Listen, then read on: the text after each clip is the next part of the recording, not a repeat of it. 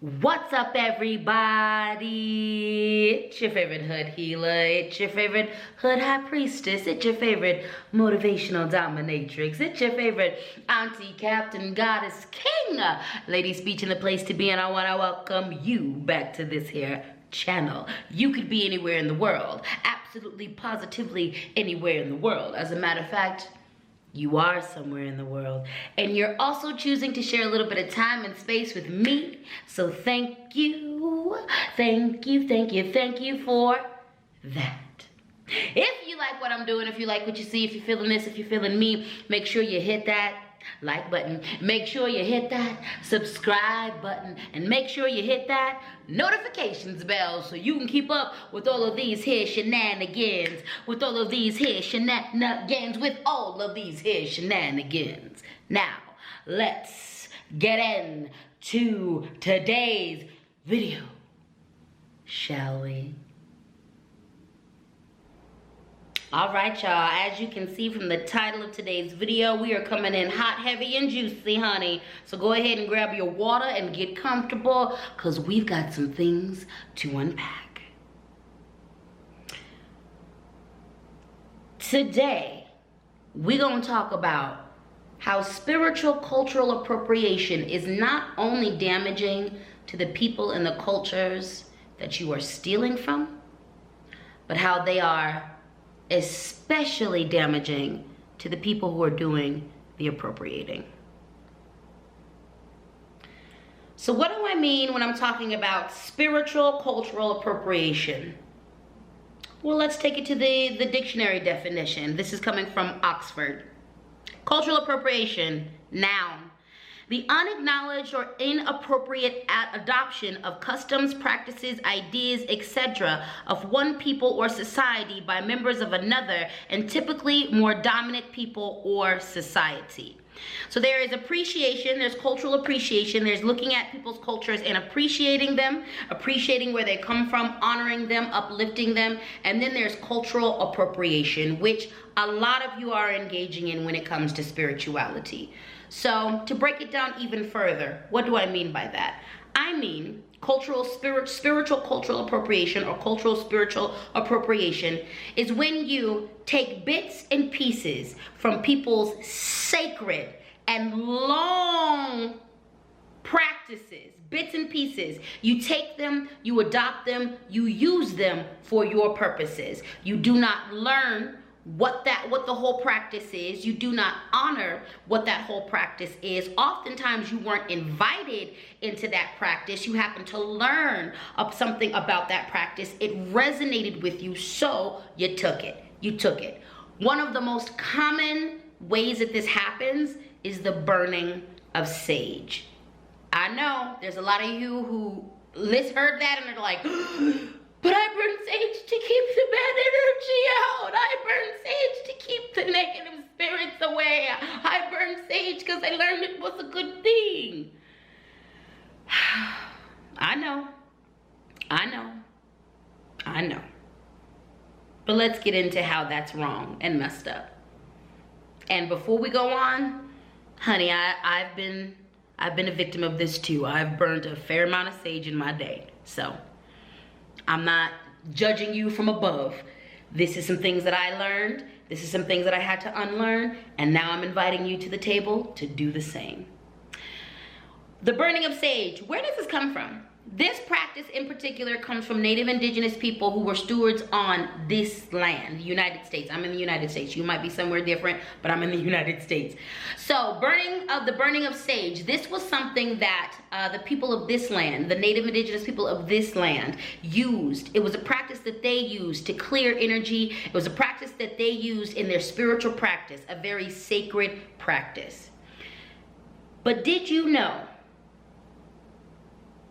that most Native American people were not able to practice their sacred religions and spiritual practices until 1970, and in some cases 1980. This means they were not able to participate in dancing. They were not able to participate in the many other spiritual practices that are associated with them, because I'm not gonna act like I know every single Native American practice. What I do know is that they were banned from practicing their magic. They were banned from practicing something that has been in their lineage, that is their birthright. They were banned from practicing that until 1970 to 1980. This practice of burning sage comes from the Native Indigenous people of America. They were not able to practice their own faith until 1980. The burning of sage, it doesn't exist by itself in that sacred practice. The burning of sage is accompanied with a lot of other things. The way the sage is harvested, where the sage is harvested, how the sage is harvested, how it is treated, how it is wrapped, and how it is burned, how you dispose of the remnants of it. There is protocol and practice around that whole act of burning sage. How we know of it today and how most people learn about burning sage comes from an appropriative act. It literally, that one act was plucked out of a whole ceremony and without explanation given to people. What has this resulted in? Currently, modern day now, we oftentimes actually experience sage shortages. And this means that there are a lot of Native Indigenous people who are very much still alive today, don't have as much access to a plant that is in and associated and connected to their ancestors. This is how cultural appropriation is damaging to the cultures and the people. When we culturally appropriate, this takes resources from the actual people who this is their birthright. This takes physical resources from them. Sage is a sacred tool that has been used by the Native Indigenous people of this land for hundreds of years. And a lot of Native Indigenous people cannot access it because of the way it is being treated, because of the cultural appropriation around this. Now, that's an example of how cultural spiritual appropriation hurts the people who are being stolen and taken from. But let's dive into what it does to you, the person who is appropriating. Listen. When you spiritually, culturally appropriate other people's practices, there's a few things that you're doing. Number one, you are disrespecting your own ancestors, your own deities, your own potent magic that lives inside of you. Not only are you disrespecting all of that, you are also distancing yourself, disassociating and disengaging yourself from your own very real, very important ancestors, magic, and cultural practice. When you appropriate, when you steal, when you take from other people's spiritual practices, you disregard the fact that you come from magic people. You come from cultures that have rich spiritual energies. You step right on over that. You deny all of that, and you disrespect all of that. Number two, you are also disrespecting and dishonoring the very real people and deities that are connected to those practices. So so many folks take from cultures that are ancient, that have been practiced for hundreds, if not thousands of years, that have been prayed to, that have been supported, that have been uplifted, that have been cultivated by a people. That's potent. And every act, every tool, every word, every spell, everything, every pattern in the clothing, every dance, everything is connected to something. So when if this is a setup, if this goes together and you just take the pen, you compromise the integrity of the whole setup. You compromise the integrity of the whole setup. But also, what you're not realizing is that these things that came together, they were blessed, they were created, and they were attached to something. So when you take this away, you're not just taking this, you're taking whatever is attached to it. And these things that are attached to it, be them spirits, be them spells, be them deities, be them ancestors, have a protocol to the way they need to be handled, to the way they need to be honored, to the way that they need to be respected, not disrespected, but respected.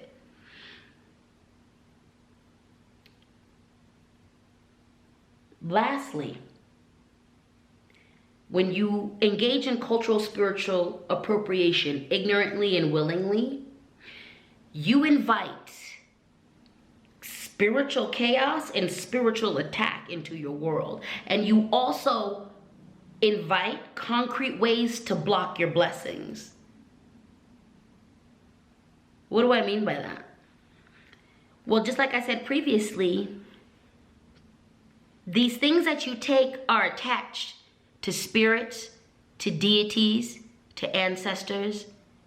And if you take something and you're not honoring the spirits, the deities, the protocols that are attached to this thing you took, well, you're going to invite their wrath, their anger. You're going to invite their ill treatment. You're going to invite random energies messing with you, and you will have no way to adequately address these things because you're not respecting the whole practice. When you culturally appropriate spiritually from other spiritual practices, you put yourself in spiritual danger. You don't know who, what, when, where, and why is attached to the particular thing that you're taking. You don't know. And because these things, these rituals, these spells, these cultural practices are thousands, in some cases, of years old, and they've been prayed into, the rituals have been done so much, these attachments are strong, and you and your little spells aren't going to detach these things. Yeah, chaos, honey, spiritual chaos. There's a lot of you whose life is in shambles, whose love life, whose whatever life is in shambles because you're appropriating. You're going against your own people, and you're also not dealing with these people that you're inviting into your world with correctly. When you culturally appropriate, it is like you are inviting people into your house and then to mistreat them. You're inviting spirits, you're inviting deities, you're inviting cultural ancestors to your house to mistreat them. Bet they will make you answer for that. They will make you answer for that. So for those of you who have no empathy for other people, for those of you who are deep in your colonizer brain and you just want to keep appropriating other people's cultures because you feel like you have a right to it, well, let me give you a very selfish buy-in. This isn't even about other people. You will not reach your full potential as a mystic person, as a spiritual person, as a magic person, if you are appropriating and stealing from other people's spiritual practices. You are actually going in the opposite direction. You will not achieve enlightenment. Magic is not on your side. You are a displeasure and a disappointment to your ancestors, and you will never reach your highest or fullest potential. Stop culturally appropriating. Stop stealing spiritual practices. Stop picking through people's sacred and closed practices to get what you want and to use it. A part of this too is a lot of y'all are stealing from closed practices. What do I mean by closed practices? I mean the practice is closed. You need an invitation to be there. You need an invitation and initiation to be there. A lot of times, most times, your first invitation is your lineage, is your birthright. It's what's in your blood. So let's talk about what it means to be invited to the party. So there are times when you are going to be invited to the party. And what I mean by this is you are invited to practice. You are invited into the closed practice. You are invited to participate in these things. The first sign that you are invited to the party is your lineage, your ancestral lineage, usually your most prominent ancestral lineage. But it also isn't your most prominent ancestral lineage. The lineage, if your ancestral connection, is going to invite you to the party. Secondly, if you are invited into the practice by elders via adoption or other circumstances. I have been invited to participate in other cultural, spiritual rituals and ceremonies as myself. I have been invited to participate in taking medicine. I have been invited to a lot of different types of ceremonies and rituals. And I'm literally invited in by an elder, by a person who is participating, by the shaman, the priest, the leader, the spiritual leader, the guru, the guide. And when I'm invited in, I make sure that I observe everything as respectfully as I can. I ask what it is that I'm allowed to participate in, and I adhere to that. I do that. What I am invited to do, I do. What I am told I cannot participate in, I don't participate in. A part of respecting the invitation into these things and being able to be present, to be able to appreciate other people's culture and to share in these rituals and to contribute in my way. A part of that is respecting that sacred space and keeping that where that is. So I do not take aspects of rituals and ceremonies from other cultures that I like and then just incorporate them into mine. There's certain practices, there's certain actions that I have done that make all the sense to me, that resonate with me within ritual and ceremony that I don't then take and recreate. One of these examples is I have been invited to sweats quite often, and before COVID, pre-COVID, I participated in a fair amount of sweats. And what I mean by sweats is I've been invited out by Native American people to participate in Sweat Lodge, okay? I've done quite a few sweats over the years, and just thinking of my soul, even saying it right now, I'm like, I could definitely connect with the medicine of sweat right now. I could definitely use some of that medicine. It's life-changing. It is intense, and it is beautiful each and every time.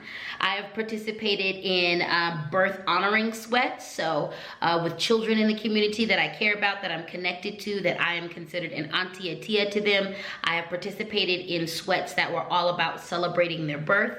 I've participated in sweats that were about working with medicines, certain plant medicines, and I've participated in sweats that were just called because the spiritual leaders wanted to have that sweat. I connect with that medicine strong. I connect with that practice strong. When I am invited into that practice, when I am able to participate in that practice, I observe all the rules of that practice. The way that I am supposed to dress, I observe the protocols of that practice. Where I'm supposed to sit, where I'm supposed to be, the songs that I am allowed to sing. I participate in that. What I don't do is go off, take what I've learned, and conduct my own sweat ceremonies. What I don't do is take a part of that and create my own spin on it and sell it to the people. What I don't do is rationalize it and say, oh, God is one, and there is no Creator doesn't see the differences. You can do what you want. I can take it because I'm a spiritual person in this way, because I'm a high priestess, because I am a magic person in this realm, because I'm a guru, because I'm a guide. I can just take this because I'm so learned, because I know so much about this over here. I can just transfer that knowledge and take what I want from over here. I don't do that. I don't do that. I don't do that, because that would be appropriation and it would be disrespect. Know and understand this. Sometimes you are going to be invited to the party. Sometimes you are going to be invited in because you married into a family, because you are closely connected with a family or people, because your ancestors and the ancestors connected to this practice, or the spirits connected to this practice, bring you to the table. They invite you to the party because there is medicine for you. There may be those moments in your life where that happens, and you are allowed to participate in that way, in the appropriate ways, in the ways that have been laid out for you. You're allowed to participate. You're allowed to uplift. You're allowed to be there. But what we don't want to do is appropriate. What we don't want to do is steal. What we don't want to do is dishonor. What we don't want to do is disrespect others and ourselves. What we don't want to do is disrespect other people's deities, other people's ancestry, and we don't want to disrespect our own deities, our own ancestry, okay? If you are invited to the party, if you are drawn in, if people allow you to participate in their spiritual practices, if they share this information with you, know that it's for whatever reason they shared it with you. But also know that this person, these people, this aspect of things isn't representative of all of the people. So just because one family invited you in, one temple invited you in, one whatever invited you in, doesn't mean you now can speak on behalf of all of those people. Or it doesn't mean that there isn't someone else of that culture, of that background, who isn't gonna get offended if you just waltz yourself into their practice that they do, that's similar to that or the same thing, okay? There's appreciation and there's appropriation. When you appropriate, again, you dishonor, you disrespect, and you disappoint both sides of that. Not only the culture that you're taking from and stealing from, but your own as well. What you're also doing is disconnecting yourself from your magic. Every single group on this planet comes from something and someone magic. Every single one of us. One of the great things about disassociating, if you identify as white, one of the greatest things that you can do as a person who identifies as white is stop identifying as white. A lot of the reasons why white people culturally appropriate and find it really easy to culturally appropriate, because whiteness isn't a culture. It isn't a culture, it doesn't exist. Whiteness isn't a culture. However, Celtic people have a culture. French people have a culture. Welsh people have a culture. Italian people have a culture. Norwegian people have a culture. There's a lot of you who appropriate because you are disconnected from your ancestors and your culture. And you find a connection in the culture of other people. I'm here to tell you this. It's okay if another culture sparked you in some way, shape, or form. But what this often is a clue or indicative of is the fact that this thing that sparks you in someone else's culture, there is probably something similar in your culture that connects. For example, drums move me. They move me. I am particularly sensitive to native indigenous drumming of this land. I'm very sensitive to traditional Japanese drumming. But really, what that speaks to is the fact that culturally and ancestrally, drums were very important to my ritual and to the ceremony and the magic of my people. So yes, do I respond heavy when I'm at powwow? Oh yeah, my ancestors show up. They show up. Anytime I'm around any cultural, if I hear it on the radio, it immediately just calls to my bones and my veins. But what it always connects me back to is where that exists in my culture. There's a lot of you who resonate with things like burning sage, because the burning of plant material to cleanse the energies is actually, that's a tradition that belongs to a lot of us. There are traditions in Europe where folks would burn certain herbs to banish, to cleanse, to promote certain energies. There are African traditions where we burned certain things. There are other native indigenous traditions where they didn't burn sage particularly, but they burned other leaves or they burned resins. There's a lot of us who resonate with the burning of sage because there is a cultural ancestral practice that we are connected to inside of us that correlates with this thing that we have an affinity for, or that we have a connection to. Speaking of sage, did you know that Native indigenous people, Native American people in America were not able to practice their spiritual practice until 1970, and in some cases 1980. We burn a lot of sage these days, and technically that's cultural appropriation. The Native American people of this land utilize that tool as spiritual medicine to manipulate the energies around them for their purpose. And they weren't even able to legally practice their birthright, a spiritual practice that is their birthright. They weren't able to legally practice that on the land that was stolen from them until 1970 to 1980. If you are one of those people who loves burning sage, I suggest you figure out the appropriate alternative for you. And I say this as someone who had a picture go viral years ago during the Ferguson uprisings. It was the first picture to go viral of me saging the cops. I say this as someone who has a whole viral imprint where I'm using this thing, okay? Where I'm using sage.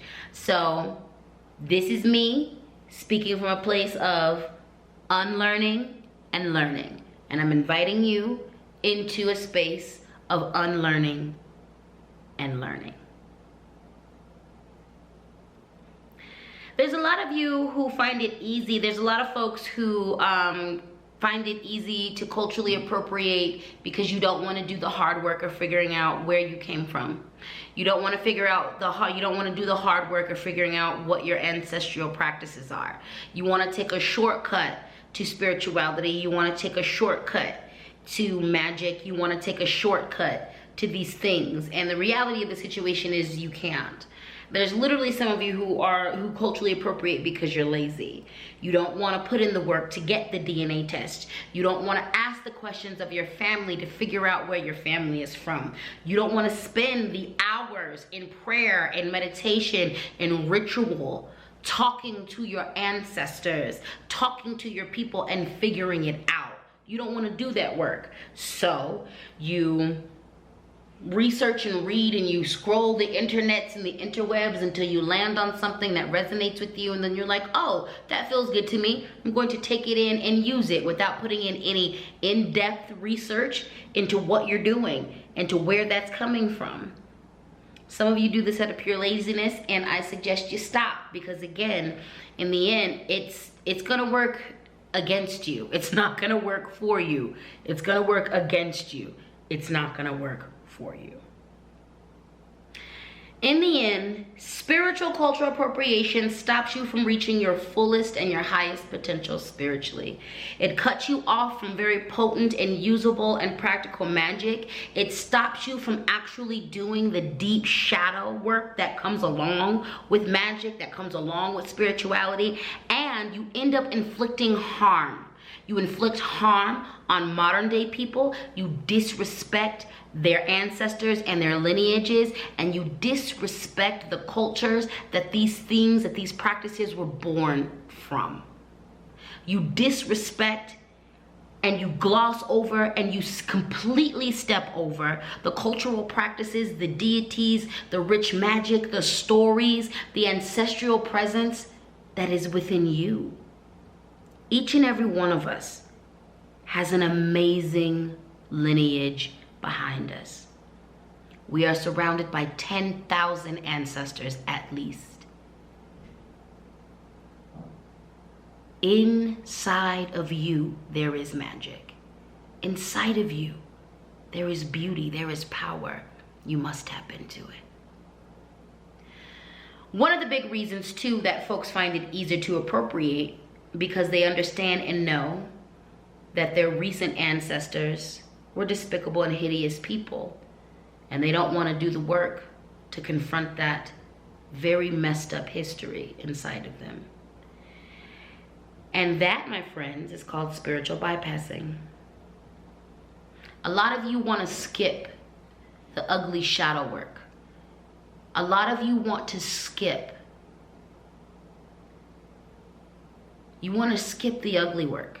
You want to skip the confronting of the racist ancestors. You want to skip the confronting of the diabolical ancestors. You want to skip those very real stories and just fast track to the love and light part. And that, my friends, is called toxic positivity. A huge aspect of magic and these spiritual practices, a huge reasons why we are returning to these practices, is to use these practices to heal the wounds of colonialism and enslavement. When you spiritually, culturally appropriate, you avoid this work, this very integral and important work. You avoid this work, and you will answer for it. If you get nothing else from this video, know this. The magic inside of you is enough. The ancestors inside of you are enough. There are good, mystical, spiritual, magical people in your lineage. A lot of times we only think about ancestors as in the first 6 generations behind us. But there are generations on generations on generations on generations on generations behind you, baby. There is magic inside of you that belongs to you. You must embrace it. You must embrace it. You must embrace it. For your own highest good, for your ancestral lineage highest good, and for the highest good of all of humanity. And that's that on that. If you made it to the end of this video, gold star for you. Thank you very much for tuning in. I appreciate all of your support. I have a feeling that this is not going to be the last time I approach or address this subject on my channel. So stay tuned for the next video whenever that comes. Whenever that comes. You know the drill. If you like what I'm doing, if you like what you see, if you are feeling this, if you are feeling me, then hit that like button, baby. Hit that subscribe button, darling. And hit that notification bell so you can keep up, baby. So you can keep up, hunty. So you can keep up, sweetie pie. And on that note, just in case no one has told you today, you are absolutely beautiful. You are completely divine. Thank you for walking your path and your purpose on this planet. Now, you have yourself a good morning, a good day, a good evening, a good afternoon, a good mid-afternoon, a good middle of the night, a good whenever you are seeing this, a good day, a good week, a good month, a good year, and a good life. And I'll see you in the next video.